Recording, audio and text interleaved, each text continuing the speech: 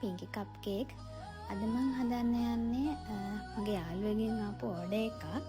එයාගේ හස්බන්ඩ්ගේ බර්ත්ඩේ එකට එයා ලස්සන කේක් එකක් හදාගන්න ඕනි කිව්වා.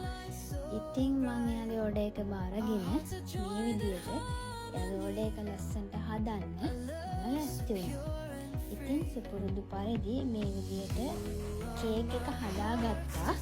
මේක කිලෝ 1.5 කේක් එකක්.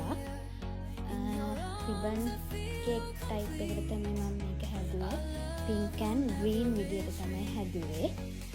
යාර ෂේඩ්ස් වෙන්න තමයි අයිසිං එක ඕනි කියලා කලර් ෂේඩ් වෙන විදියට මේ විදිහට තමයි මම කේක් එක හදාගත්තේ.